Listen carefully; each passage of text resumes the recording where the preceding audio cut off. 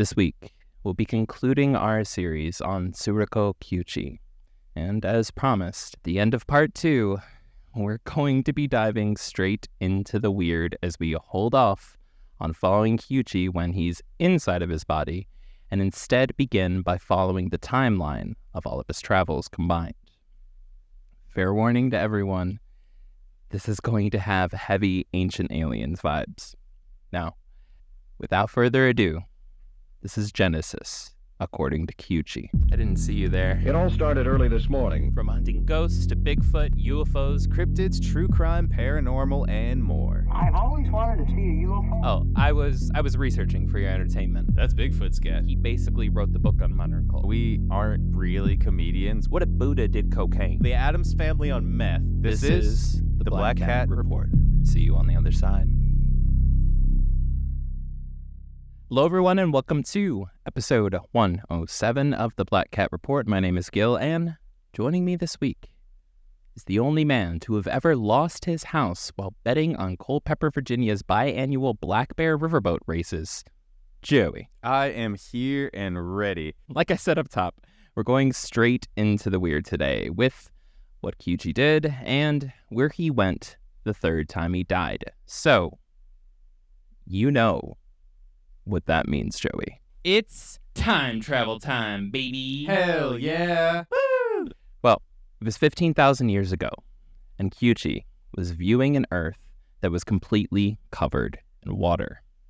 But as he floated in the air and watched in amazement as waves were violently being ripped and pulled across the planet's endless ocean, he noticed something floating in the distance. It was Noah's Ark. What? This was the Great Flood referred to in the Christian Bible and mentioned in the history of so many ancient societies. I get... what the fuck? That's... I told you we're going right to it. Yeah, honestly, like... hey, there have been ideas about, that the flood actually happened, that a flood actually happened, because there's evidence of it. But literally, he got at that exact point in time to be able to find it, which is pretty fucking amazing, to be fair, right? To just, because you remember in the last, I guess it was the second episode, yeah, the second part, that he was having trouble finding that exact spot, and he was like, oh, overshot it by a couple million years, and then he's like, oh, undershot it by a bunch of years, and now he's like, boom, right in the time period, he's like, oh, this is actually kind of historic. He's right there. And when Kiuchi approached the ship, he realized immediately that something was off. Noah's Ark didn't look anything like how it was described in the Bible, and wasn't alone either. In fact, there were dozens of massive cigar-shaped ships floating on this flooded earth. So Kiuchi, overwhelmed with intrigue and determined to discover the truth, cautiously got closer. Like a fleet of battleships, the arks moved across the water in formation, but unlike traditional boats, their decks were completely sealed off, leaving Kiuchi to focus his attention on the seemingly hundreds of rows of windows that lined the outer halls. Through these windows, Kiuchi could see movement, lots of movement, as hundreds of crew members scurried back and forth, conducting work between their stations. Needing desperately to know more as he attempted to reveal the secrets of time itself, Kiuchi was left with no other option. And you know what that means, Joey. It's possess someone's body for science time, baby. Seems less and less science-y than it does anything else is doing. He's just like, I'm just going to fuck with some people right now. That's all he's doing. Well, Kiuchi quickly hatched a plan and picked a random person, to crawl inside of. There was a brief struggle, but soon Kiuchi managed to gain control of this unsuspecting crew member's actions as he fully possessed their body and began his mission to actively infiltrate Noah's Ark. That's right, Tsuruhiko Kiuchi's consciousness, now disguised as an ancient sailor, became a time-traveling ghost spy for science on Noah's freaking Ark, and he was ready for action.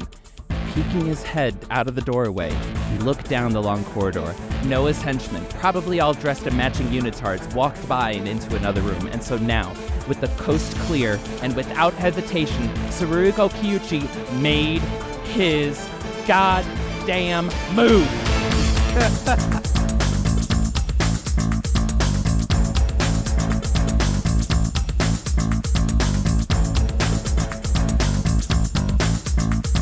Secret Agent Kiuchi. No, I know in his head it was really fucking intense, but in reality it was just... He's just waving at people like 12,000 years before waves are invented, and they're just confused as he walks by him. Like he's on a game show. Like he's on a game show. And Kiuchi, come on down! As 00 Tsuruhiko made his way through the ship, he started looking into random rooms, frantically trying to find out what was really going on before anyone would notice the odd behavior of their fellow crew member and maybe become suspicious. And it was during this bout of B&E that he opened up a door that would reveal thousands of highly advanced control panels and devices that he claims were far too advanced even by the standards of modern-day human technology. That's right. Noah's Ark was actually an alien spacecraft. Dude, come on. Is he in the future or is he in the past? Nobody knows where Kiuchi is. Okay, Kiuchi. Kiuchi. This story's really hard to tell. Oh, I know, but come on, Kiuchi. Not this part of the story, but like how do you combine this and more that's about to come with all of the shit where it's like there is legitimate proof of him dying and surviving these rare things. There's the light evidence around like maybe he did go back in time or forward in time. Yeah. There were references that he gave people. You know, that shit could be argued, but then it gets into this. And this whole time, this has just been on the back of my mind where I'm like, it's all got to tie together. But somehow, yeah, this is the rest of the iceberg. Yeah, right this here. is the bottom of the iceberg underneath the water that the Titanic hit, and then it crashed. Well, no spoilers. Oh God, is he gonna crash the Titanic? Is he gonna No. crash Noah's Ark? What does this button do? Boom. Noah's Ark crashes into the Titanic. Into the That's what Titanic, The government doesn't yeah. want you to know. It's true, yeah. We used to have a lot more animals, and then Kiuchi destroyed about a third of them. But if Noah's Ark was really a fleet of highly advanced spaceships, big pimpin' across the flooded earth, then that means that the Bible had lied. And that begs the question, what really caused the Great Flood? Do you know what that means, Joey? It's time travel time. It's time travel time, baby. Hell yeah. Woo! It's always time travel time. Kiuchi was now witnessing a massive comet made mostly of ice pass near the sun. When this happened, it caused the ice around the comet to melt, which then left the comet surrounded by a dense, frozen water vapor as it made a beeline straight towards Earth. He then watched as this comet dipped into the Earth's atmosphere, narrowly avoiding a collision, while the trail of water vapor surrounding it began melting, causing massive amounts of rain to be dumped down from the skies. And it was during this cosmic ballet between Earth and this comet that the two objects' massive gravitational forces caught each other in their orbits, thus leaving us with what we now know today as our moon, which, when it made its first pass, had dumped enough new water to increase Earth's sea level by 2,000 meters, or, if you're American, 6,561.68 freedom feet. That's a lot of freedom. That's a lot of freedom. That's a lot of freedom right there. They poured freedom down on us. Like an A-10 warthog raining freedom across countless developing countries. I love them A-10 warthogs. But here's the thing. That event only answers how the flood happened and how the Earth got its moon. It still doesn't explain where all the alien ships came from, which means it's time travel time, baby. Now, hell yeah. Now, going back even further into the past to a time before the moon, Kiuchi witnessed highly advanced coastal city that was inhabited by humans who stood between 9 and 13 freedom feet tall. That's huge. Wait a second. Are we getting into the flat Earth conspiracy too? Oh God, can we not, Kiuchi? You never know where Kiuchi's going to take you. I know, you never know. So, like I said, it was inhabited by humans who stood between 9 and 13 feet tall. These giants were in fact residents of the legendary lost city, Atlantis. But if they were human, why are they so gosh darn tall, you ask? Why? Why are they so gosh darn tall? I mean, why the fuck are they gosh darn tall? I knew you were going to ask that. Well, according to Kiuchi, it's because of the water. You see, when the comet dumped all that water onto the Earth, it increased the size of our oceans by 1/3. And when you add all that water, it's going to increase the Earth's gravity. More mass means more gravity, and more gravity means shorter life forms. That makes sense. I think that makes sense. Makes sense. That's logical. Makes sense. Yeah. The next part might not. So that wasn't all. Never you is. see, the water the comet dumped was different from the water that had already been on Earth. This original water, which Kiuchi refers to as ancient water, was more nutritious and made it possible for the Atlanteans to grow to such incredible heights.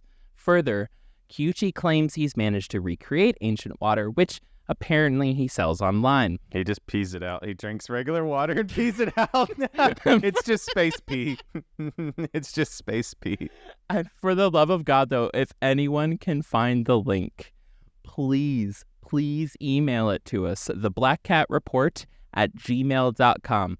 I want a Kiuchi souvenir for the studio so goddamn bad. And if it could be Kiuchi brand ancient water. We will film Gil drinking this water too. We'll buy two so we can have one and we'll film Gil drinking this water and it'll be free on the Patreon. So you will get to actively watch Gil as he is hauled off to the hospital time traveling. Yeah. He will be dead. It actually is strained with parts of his DNA that actually gives you the disease that he had to kill you. Keep rolling, Kiuchi. Make that money. Keep on rolling. Well, back to Atlantis. As Kiuchi gazed upon the city with wonder, he saw the Atlanteans riding on the backs of dinosaurs, which apparently were not at all like the Jurassic Park dinosaurs that were vicious lizards that we all know and love, but actually more like horses or really chill camels. Yeah, I can see that. Honestly, not at all. I mean, I don't know. They can be domesticated, right? Like, just any animals can be domesticated, and they were also animals. But I have a question, though. I have a big question for you. Hopefully you can answer it. Yeah, please. Well, do dinosaurs lift a lot? Because why are those dinos so sore? Well, life seemed like paradise on Earth before the moon. But as Kiuchi had already learned, a flood would soon come, and everything would quickly be changed. And so he watched on as time passed and the date grew near. He saw the moment that the Atlanteans became aware of the comet that was racing towards Earth and witnessed the panic that broke out among the population. As news spread, many gave up hope and soon began boarding their interstellar spacecraft in an attempt to escape the impending cataclysm, thus choosing to take on a new life as refugees searching the universe for a new home. No, he does not explain why they rode dinosaurs and had interstellar spacecraft. I've been thinking about this way too much. Well, he wouldn't. I guess he wouldn't know unless he did the research, right? Like, he wouldn't. I'm trying to understand, he wouldn't really know, right? Unless he, watched everything. You know, it's kind of hard to say, you would know everything just by watching it. It's just like if you were in a time traveler, 1,000 years in human time is a long time, but it's past that, if you're time traveling and you're seeing all these crazy things happen at once. So he wouldn't be able to get the whole gist of the inter-time things that are happening. World War I and World War II were World War I was 5 years, 4 years, 3 years, and World War II was about 3, 4, it was about 5 years, the same. And so that changed the history of the world so much in the United States, in everybody, but it was literally just this amount of period. He's doing a macro version of that, a huge version of probably thousands of years at a time, you know? So he probably wouldn't be able to get those small leaps that quickly and be like, I don't know how that happened, right? So this is something In my mind. no, that's a very good point. And this is something that has been hinted at through all this. Again, this is Kiuchi's third rodeo. He is a pro at this point compared to anybody else who's ever died in history. I guess he's died the most and come back. He has taken the gold at every Olympics in history and ran off with it in his time traveling. You know, like he's that. Who the fuck has died this many times? Yeah, like certifiably died this many nobody times. Yeah. So as much as he can be a pro, he's a pro. Yeah. 30-something years to look back on his first near-death experience and learning to time travel and inhabit people's bodies and had all that time to kind of like think through the process, the experience, and develop regrets / new questions as he was staring off at the sky every night until eventually discovering multiple comets and potentially helping to save the Earth in 100 years, right? He had a lot of time to think while he's staring at the sky. True. So he was very aggressive. I guess that's what I'm trying to get at. He was very aggressive this go-round. Yeah. And there were things that he knew to be true from his first experience. One of those things was basically think it and it happens. That's all he has to do. Thought about his mom, he was behind his mom. Yep. Right? Thought about his sisters, he was sitting in the car with his sisters. Thought about his friends at the gas station, he was in the room, da-da-da-da-da. This just keeps expanding until eventually he thought about when he was 6 and he was already in that perfect moment in time, right? And I'm sure if you would have asked him, what date did that happen when you were 6 years old? Yeah. When you heard a voice yelling to look out and then a boulder was coming down the mountain, yada, yada. I'm sure if you would asked him, like, what day was it? He wouldn't be able to be like, it was September 3rd at 10:31, a.m. Yeah. He wouldn't be able to do that.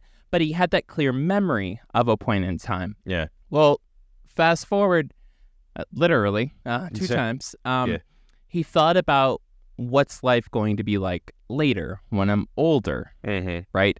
And he was standing in that conference room seeing himself at 40 years old, right? And he saw everything, like it got down to, and there's a lot of shit that I left out because it was like, okay, we get it by now by the time I was at that point in the script. But he was describing the color of his shirt, the buttons that he had on, the different signs that were on the walls, all these things like that. And when he kind of first came out of his death and started saying, this is all the crazy shit that I saw, that was part of what was documented of what he saw. Yeah. And that's what he experienced when he was 40 years old. Now, the key point here is that he just thought about when I'm older, and he jumped to it. He just thought about a time vaguely when he was 6. He jumped to it. So he's just thinking about the Great Flood and jumping to it. Just any time. And he's just thinking about before the Great Flood and jumping to it. He doesn't need to have that exact date. He just kind of needs to have a concept of what point in history, and he's taken there. He went so far back when it comes to like Atlantis and shit. He went so far back that he saw the time in Atlantis before they were even aware a comet was coming to fuck up the entire Earth and cause the Great Flood. Yeah. And then he chose to stay there and like putting a fucking like movie on fast forward. He's like, okay, let's see how this plays out. Yeah. He watched it play out until he was like, okay, we're getting close to the date. Slow the fuck down. Yeah. Again, it's the 5th dimensional, greater universal mind kind of like concept of the fact that there is no past, present, forward, back, side to side, da-da-da. It's just all present. It's all existent. It's all the time. And you can just pull and pop up at any fucking point. Yeah. There is no dialing in the dial like a traditional, time travel. Yeah. Like H.G. Wells style, like a time travel. I guess the idea behind that, too, is from his idea that he went way forward in time and found the 5th dimension. And that's the idea behind what he's doing now, is it's like everything is happening at the same time. Well, there's a difference, though. And this is really good. This is adding to the plot, people. Please don't skip over this. So, no, that's really good. His wish, which is the dangerous part of if you think it's literally halfway through that fucking thought you're there, was I want to go forward and backwards in time. So he went forwards and backwards in time at the same fucking time. Oh, God, that must be mind-bending. That was the fifth dimension. That was the greater universal mind. It was like, he's like, okay, I want to go forwards and backwards. Where the fuck am I right now? God damn it, I did both.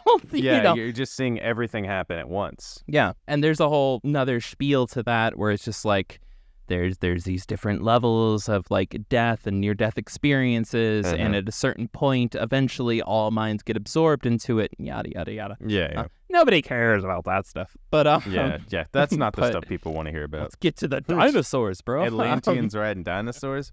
Fuck yeah, that's a movie. So everybody started fleeing in their advanced spacecraft, right? And while most left, some stayed.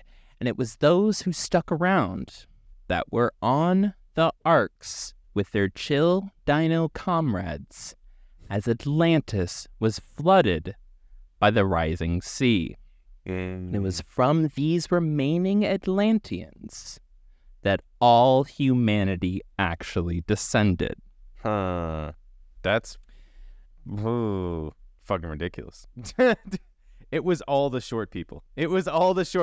That's how we got the same height. You have to be this tall to get on the spaceship to leave. Fuck, I'm too short for this ride. Sorry, we can't have you here. You have to be this tall to be saved. We're literally trying to start Space Jam over here, and you are just not qualified. It was space eugenics is what they started. The first example of they space went on to become eugenics. space Nazis. Space Hitler. Yeah. Oh my God. It's Spittler. Oh no. Ugh. Even though he was there to see all of this, we should know by now that when it comes to 00 Tsuruhiko, the world is not enough. And so he went back, way, way back to the start of the universe. In the beginning, there was no Big Bang, no moment in which all of everything was condensed into a single subatomic particle that exploded all matter, meaning, and movement across space and time to give birth to the universe. What Kiuchi saw when he traveled back to the instant of creation was a massive vortex made of thousands of spinning whirlpools of matter that all started to violently collide with each other, so much so that their impacts created a massive distortion in space and time. I've got a few metaphors, don't freak out. Basically, it wasn't a Big Bang, but more like a cosmic Beyblades match. God. One way. No, but seriously though, I have a couple metaphors to try to break this down. Yeah. The ones that he gave were terrible. Yeah. So I'm just going rogue here. One way you could think about it is if you dropped a bunch of large rocks from the sky into the center of a lake that had perfectly still waters. At the moment of impact, there would be waves going out from the rocks, and then, as they sank, the water would rush back in to fill a void they made. The lake itself would be the universe. The rocks that fell came from all the matter colliding with itself. And the water is time, which, in this metaphor, has waves that are crashing into one another and off the universe's shorelines. These crashing waves are the distortion. I've got more metaphors. Okay. To put it another way, I'm going to go from complex to simple the best I can here. To put it another way, it's almost like the splash of matter stained the fabric of space and time. A cosmic blender with no lid was turned on and sprayed a smoothie of stars onto the ceiling and walls of a universe's kitchen.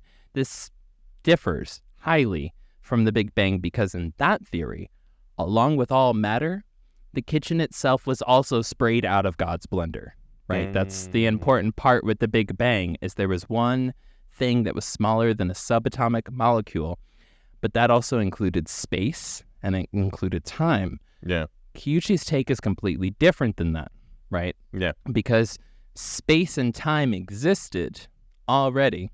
Yeah. It wasn't in the fucking blender, right? But matter was put into the blender and sprayed out onto the walls and ceiling. It was space and time already existed.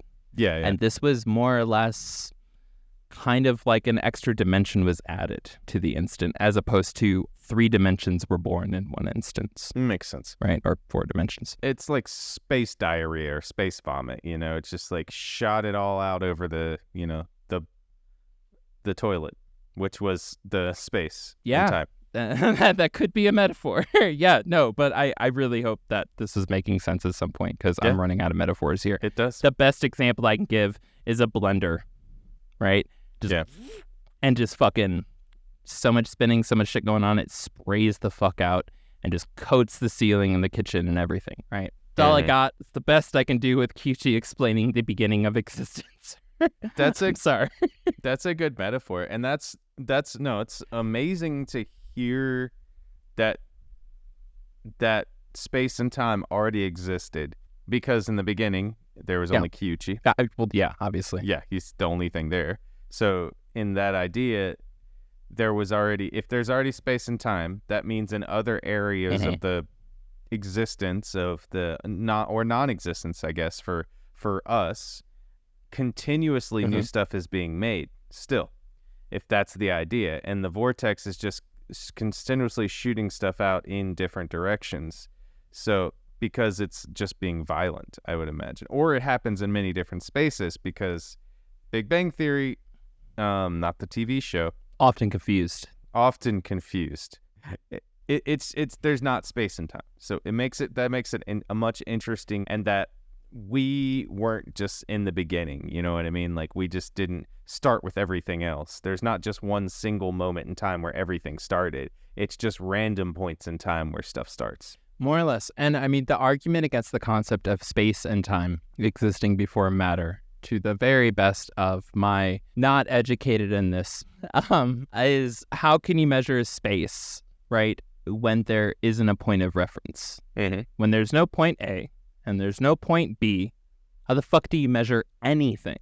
Yep. There's no matter to measure against. You quite literally, as basically the foundation of dimensions, right, of height, width, length, right? You can't measure any of that shit if nothing is there, right? Yeah. We can measure volume, but volume is based off of a container. Yeah, and we wouldn't. Right? We don't know, Like, we don't know the container. We don't know what's filled. Even if you flip it, yeah, well, you know, you don't see the walls, you don't see the size of the cup, you know, the fucking 12 fluid ounces, yada, yada. Like, volume is only defined by borders, right? Those borders represent matter. If you're traveling, if you're moving, it's from one point to another. Yeah, for sure. If you can't measure from one point to another because there is no frame of reference, because there is no matter, it's really hard to measure time. There's no passing of anything. It's just like quite literally a passing of time is like a passing of material world, right? Over material objects.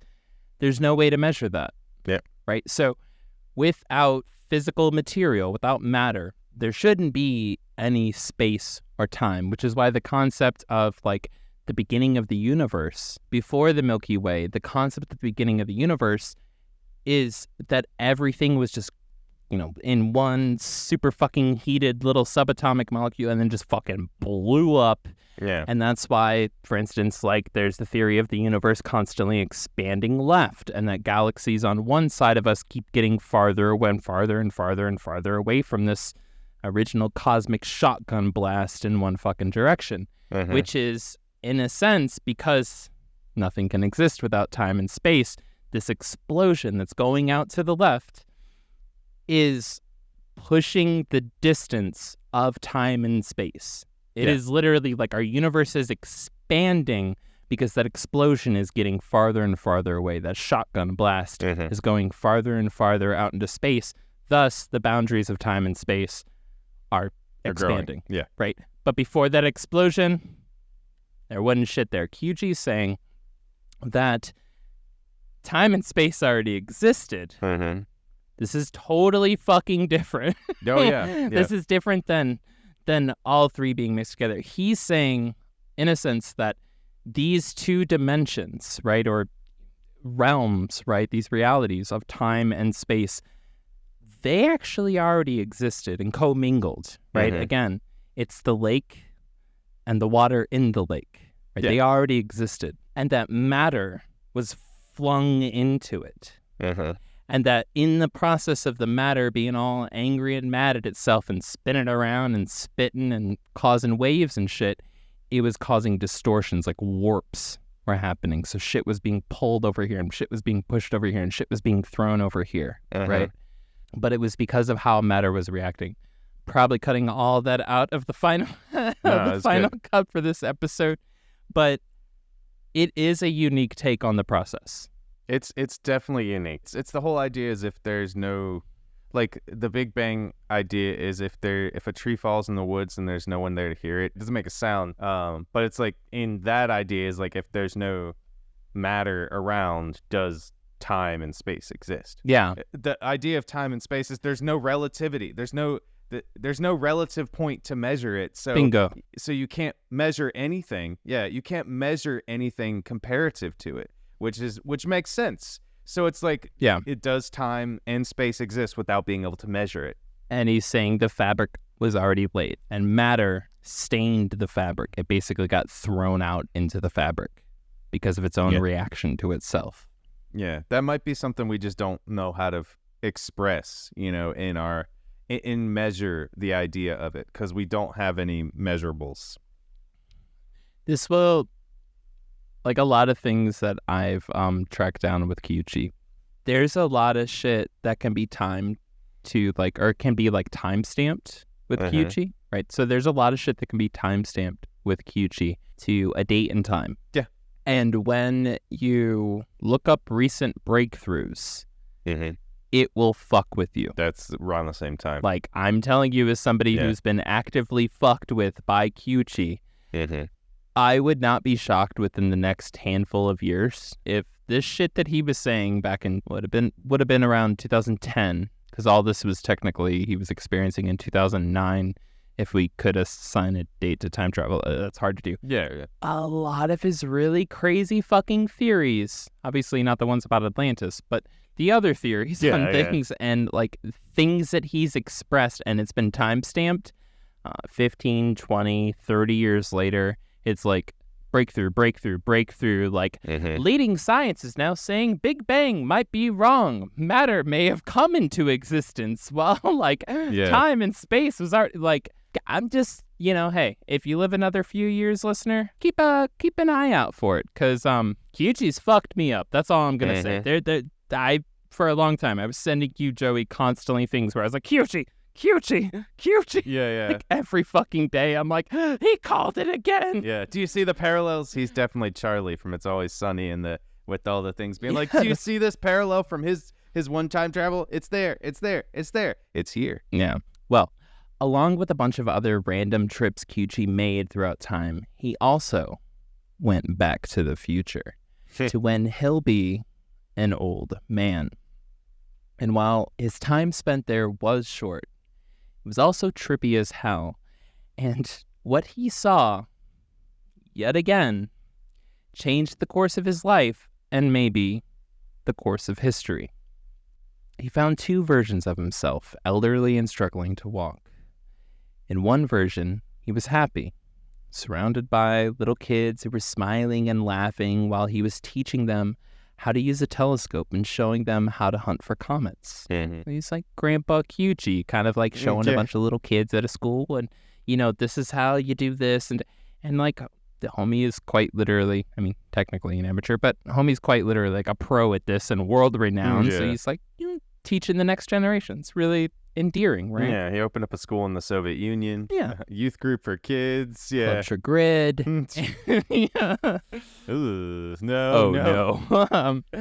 Well, so yeah, in the one, it was very endearing. It was sweet. It was him as very much visibly, he could tell looking at it, he's like, I'm an incredibly old man in this.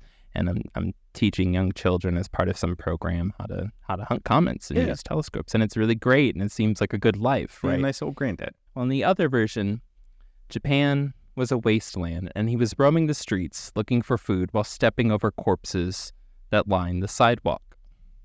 These visions were laid over top of each other, like two projectors playing different movies on the same screen. Everything else, when he's went back to the past, it's always been very crystal clear to the point that he could literally just possess people. Yeah. And even up until the point of seeing himself 20-something years later, when he was 40 years old, Yeah. right, that was pretty clear, Yeah. right? Like, he could identify himself, and he could identify clothing in the room. Yeah. But when he got farther, another 40 years, right, let's just say that, all of a sudden there was a split. And in seeing this, it dawned on him. The future isn't set in stone. And there are still decisions we can make to change our future for the better. AI needs to be used in a balanced way as a positive tool for growth.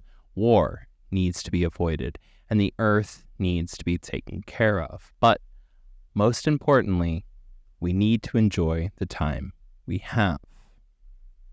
This was the conclusion Kiuchi was left with as he regained consciousness on the operating room table of the Chinese Academy of Science in 2009. Damn, dude. What a, horrific thing to be just, to think about it and then just be like, what decision? Actually, that's scarier to me than not knowing what was going to happen. Because now he's like, what decision that somebody makes is going to lead to this post-apocalyptic future, because he doesn't know the decisions that are made. Yeah. And maybe the one decision that he makes that he thinks is going to be good ends up, what the old saying is, the good intentions line the highway to hell, something like that. Yeah.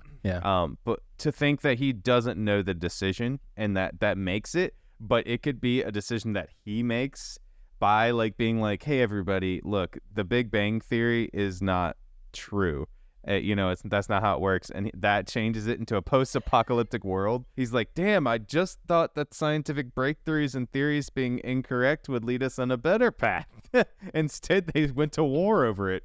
Shit, I totally shouldn't have told them about Swift Tuttle. Yeah, oh, God. No, not at all. Okay, so you hit on a point that I definitely want to address towards the end here. There's a few reasons, and I'm not just trying to save spoilers or anything, but hold that thought. We can get into it later. Yeah, we'll get into it later. So yeah, this was the conclusion Kiuchi was left with as he regained consciousness on the operating room table of the Chinese Academy of Science in 2009. By 2011, he would go on to invent the device mentioned in part 1 of the series, the machine that turns toxic waste, pollution, and chemical weapons into highly pure and highly valuable carbon, hydrogen, and naphtha, all without anyone needing to power it, because it amplifies solar rays and traps all its emissions. The past few years, Kiuchi's invention has been granted multiple patents internationally, and from what I could dig up regarding the device, a large-scale test model is currently being built in Japan as a proof of concept. Damn. I actually missed a part. It also handles nuclear waste. So again, the conclusion that he kind of came to during his third near-death experience after he got through the Atlantis saga and looked into the future was like, fuck, we need to take care of Earth right now. Yeah. And he didn't just think that. He did right? it. He didn't just come out and was like, peace and love, y'all. This normal dude, right? More or less a normal guy. More or less. Minus all this other shit that we've covered.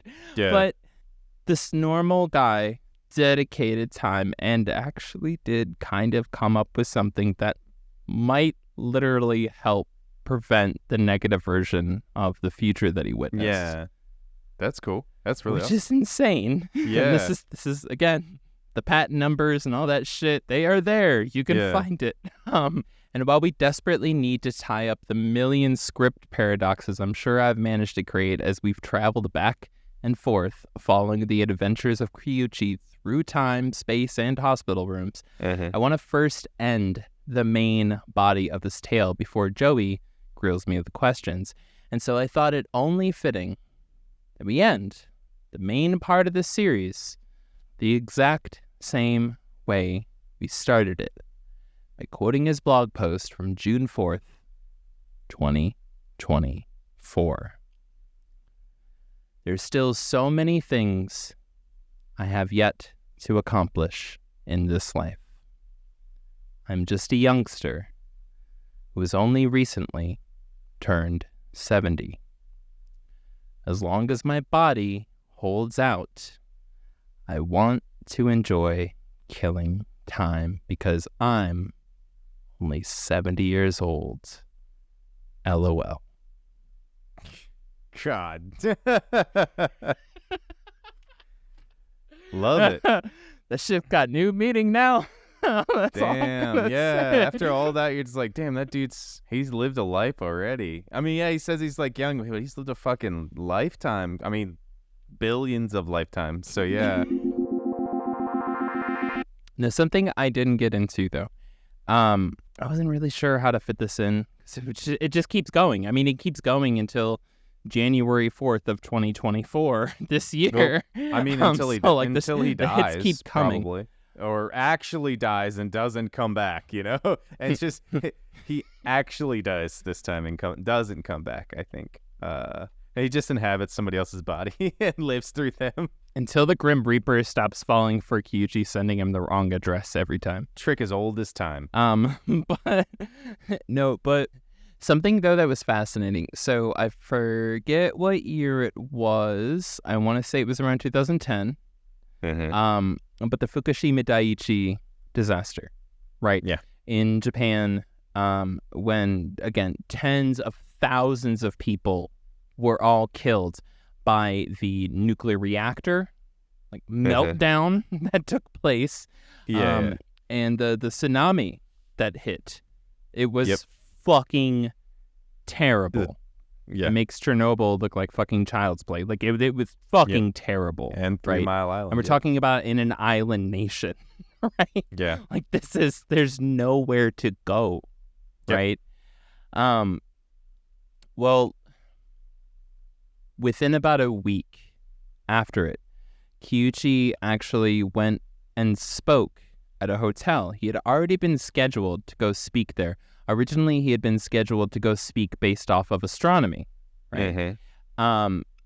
And obviously, this is more than national, it's international news. Kiuchi was very well aware, like, oh shit, I'm supposed to go speak right the fuck there in that town where everybody just fucking died, right? Yeah. And he called up the hotel that was in the area, and he's like, hey, are you guys okay? What's going on? I'm supposed to speak there next week. I'm assuming you want to reschedule. And the hotel owner said, no, please don't. Like, I want you to come. We actually opened up our doors as a shelter for everybody because almost every fucking house was like flattened, right, in the coastal areas. Miles into the coast, everything was flattened, everything was ruined, or it was unlivable because of radiation, right? And so the hotel in the area had opened up its doors and was like, we're a refugee shelter, and we want you to come speak not about stars, but about near-death experiences. We want you to come down here. Again, Kiuchi's nationally known, right, for his near-death experiences too in Japan. Like, we want you to come down and we want you to speak about those experiences to all of the people that are refugees staying at this hotel, this massive auditorium, the fucking whole hotel of people.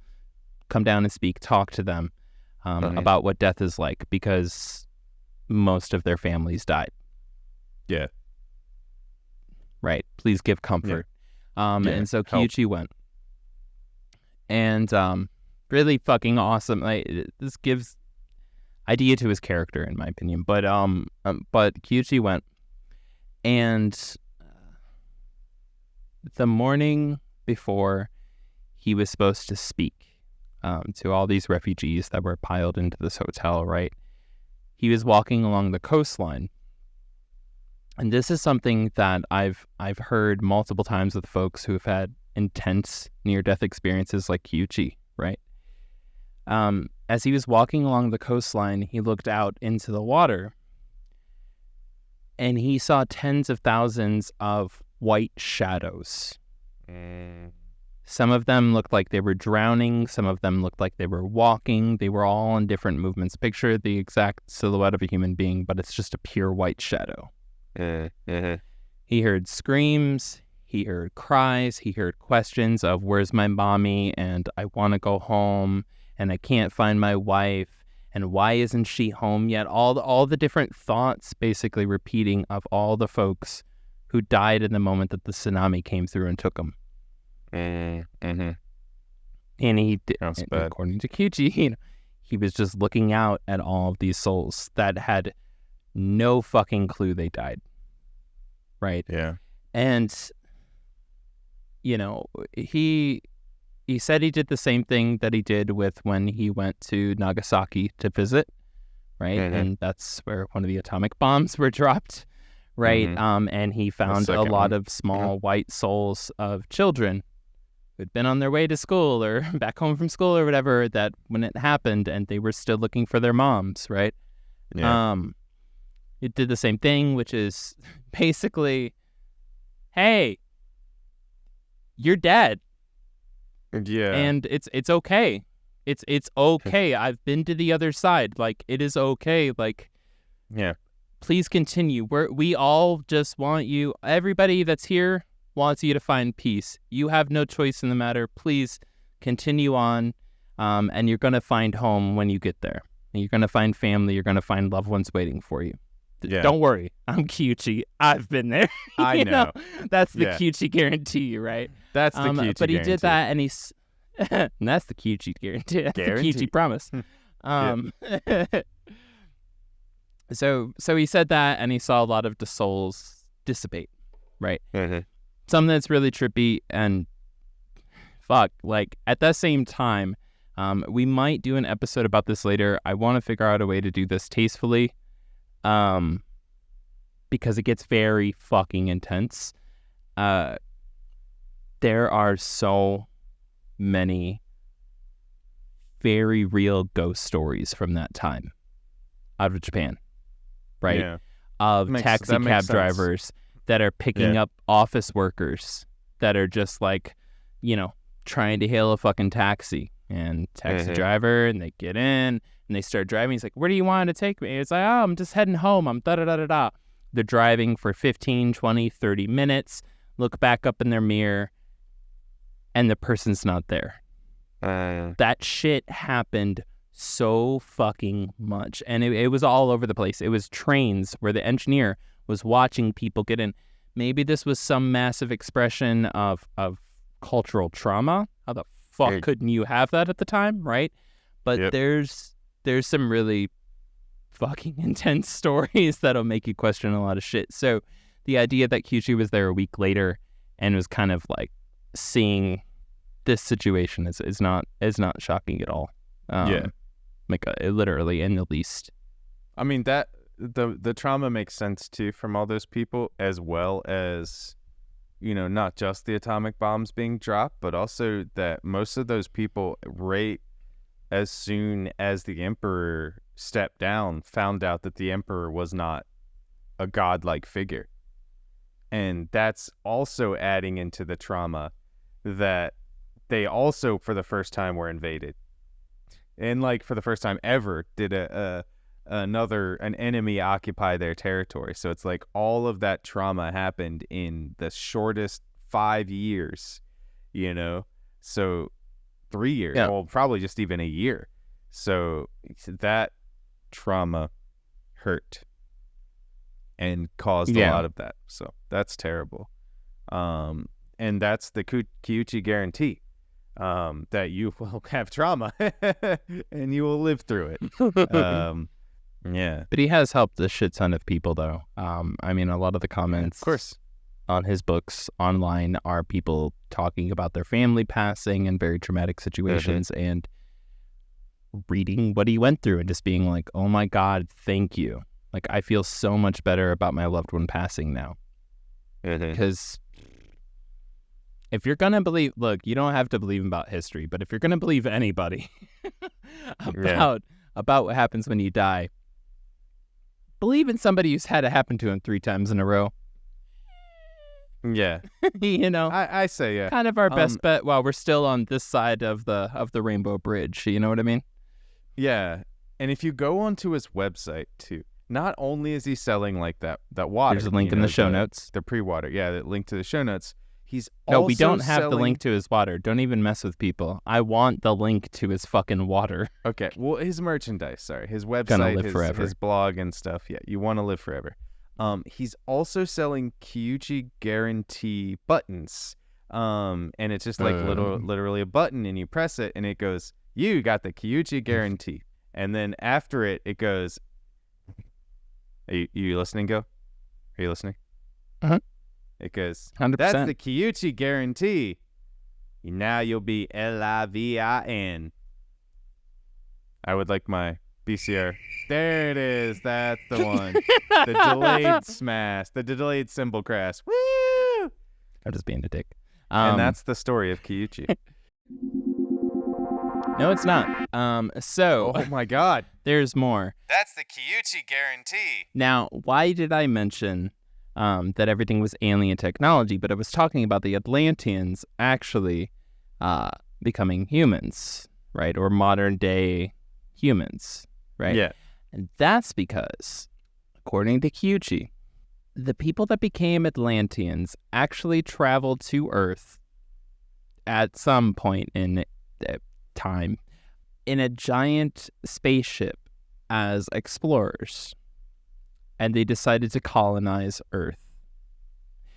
And when that happened, some of them went to Venus and became Venusians. Venusians. Yep. Other ones continued to travel the cosmos. But there was a small group of folks that were dropped off here on Earth. Monkeys were already here, right? Animals were already here. And this was picked as a planet that could be inhabited by more or less humanoids. And so they settled in and they built Atlantis. Right? So those ships and all that technology still existed at the time that they were like, we need to get the fuck out of here. There's a giant comet, coming. That was also why they had the technology to detect the comet, all that other jazz. Yeah. And so when they left, a bunch of them stopped at Venus and were like, "Hey, homies, we're going to chill here with you for a while." While other ones just kept trekking into space doing whatever the hell they did. But the point is that human beings on Earth were an introduced alien species. That's an interesting theory. Yep. The ones that got dropped off here were just like, man, what is this shithole? Yeah. See that? I'm going to ride that. You know, now that you're saying that they rode dinosaurs, we make a lot more sense. All right, I'm there. Now I can see that maybe we were descended from these things, and it's just like, that no, you know what happened? They were driving through and they stopped on Earth and they were just like, we gotta drop off our assholes here. These guys are fucking wasted. They're not even doing science here. And they dropped off all the drunk ones and just left them here. And they're like, hey, look over there. Wow. Look at that dinosaur. Let's go ride it. Woo! That's what happened. Mad Gaga, make the galaxy great again. Yeah. We're just gonna leave them over there. Yeah, for a while. we gotta leave them there. See what happens. Yeah. And the people on Venus, you don't see wars on Venus, okay? Never. You don't see famine on You didn't Venus. even see them. You don't see them. The greenhouse gases are too thick to see through. But you don't see it, And Earth, we have all those problems because they left the shitty ones here. Okay? That makes sense. Yeah. We're the fuck-ups of the galaxy. That's why we're the fuck-ups of the galaxy. And that's why we're all descendants of Atlanteans, which are all descendants of aliens. And we're all kind of fucked up because the universal Flint, Michigan water comet crashed into Earth a long time ago. That makes sense. And that's how they built Atlanta. Well, Joey, any more questions? there's too many to ask. So Please I keep think going. I'm done. No, I'm done. I love Kiuchi, okay? I love Kiuchi and I love his stories, but I don't want to be inhabited by his... You gotta. But I can't be inhabited by Kiuchi anymore and thoughts of him because it's just too much. Too much good. I would like to pass this off. To somebody else. Well, Joey, now is that time of the show where we give thanks to our Patreon member. Just one right now, starting off slow. Unless we have more. Actually, you're the one monitoring this. Why am I talking? They're followers for now. They're not followers. They're leaders of the crowd. Go for it, Joey. Tell us about Patreon. Tell us about how people can join. Tell us about the $1 movie night. Don't forget that. Oh, and for please sure. give a shout out.